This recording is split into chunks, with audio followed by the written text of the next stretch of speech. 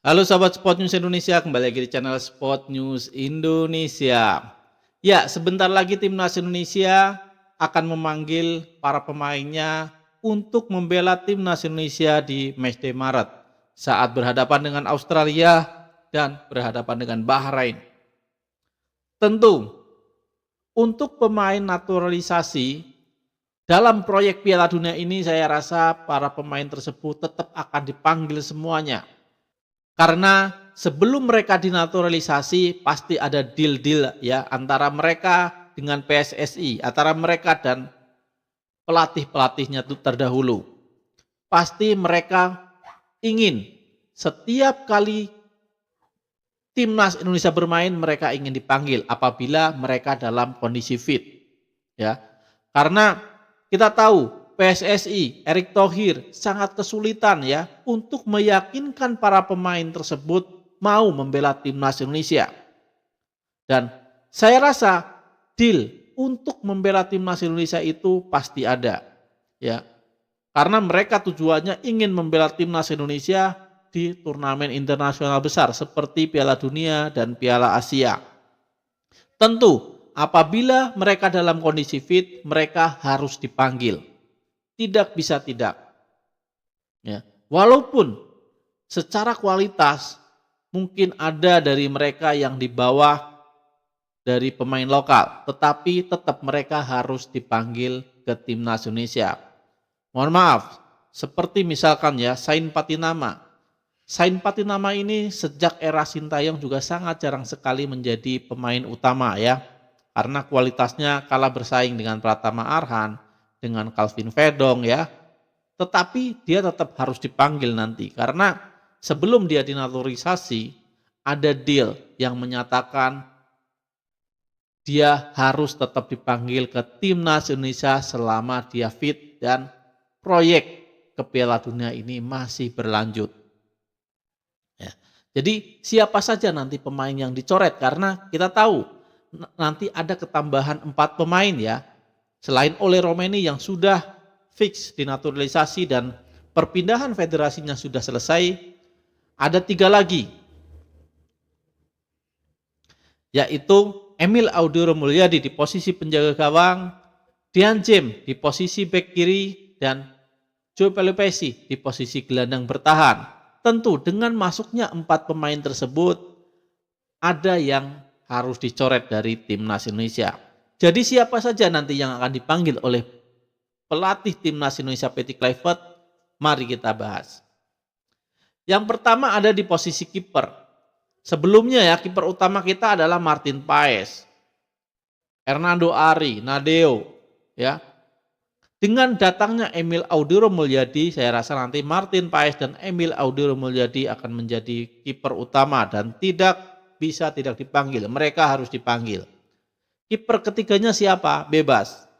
Kiper ketiganya adalah pemain muda. Bisa saja Nadeo, bisa saja. Hernando Ari bisa saja. Atau pemain kiper kita yang masih muda yang kemarin membela timnas Indonesia U20 juga bisa. Tapi yang jelas kiper utamanya adalah Martin Paes dan Emil Audiro Mulyadi. Terus di posisi back, ya di posisi back kita di back tengah kita banyak sekali ya, ada Jay Ises, ada Miss Hilgers, ya ada Justin Hubner, ada Jordi Amat, itu pemain naturalisasinya. Nah untuk lokalnya mungkin nanti Rizky Ridho yang dipanggil. Untuk back kiri, ya back kiri juga banyak sekali. Ada Calvin Vedong, ada Sain Patinama, dan mungkin nanti Pratama Arhan untuk pemain lokalnya juga masih dipanggil karena Pratama Arhan ini mempunyai senjata yang sangat mematikan yaitu lemparan ke dalam yang sangat jauh. Ya. Tambah lagi Dian James nanti itu posisinya juga back kiri. Nah, untuk back kanan ada Kevin Dick dan Sandy Walsh nanti ya. Kevin Dick utamanya di backup oleh Sandy Walsh. Di situ juga sebenarnya ada Asnawi Mangku Alam, tetapi saya rasa Asnawi tidak dipanggil ya, karena Nathan Joaon sebagai gelandang bertahan itu bisa ditempatkan juga di posisi bek kanan. Jadi korbannya adalah satu Asnawi Mangku Alam yang Tentu dia sebelumnya adalah kapten timnas Indonesia, tapi dia saya rasa tidak akan dipanggil ke timnas Indonesia. Lanjut ke depan ya, ada gelandang, ada Ivar Jenner, Tom Haye, ya Nathan Joaon, dan satu lagi pemain nanti naturalisasi baru yaitu Jope Lupesi. Itu adalah pemain naturalisasinya. Untuk pemain lokalnya ada Marcelino Ferdinand dan Ricky Kambuaya. Nah, terus pemain depan ada Eliano Render mungkin nanti yang akan ditarik ke depannya karena kalau bersaing di belakang sangat susah. Eliano Renders, Ragnar Uratmangun, Rafael Struijk dan pemain baru Ole Romeni. Terus pemain lokalnya siapa?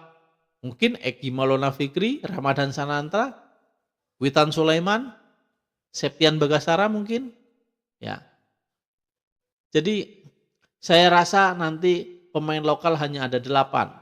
Pertama di posisi penjaga gawang 1, bek tengah 1, bek kiri 1 Pratama Harhan. 3 gelandang ada 2 ya, Ricky Kambuaya dan Marcelino Ferdinand. Di depan ada 3, Eki Maulana Fikri, Ramadan Sananta dan Witan Sulaiman.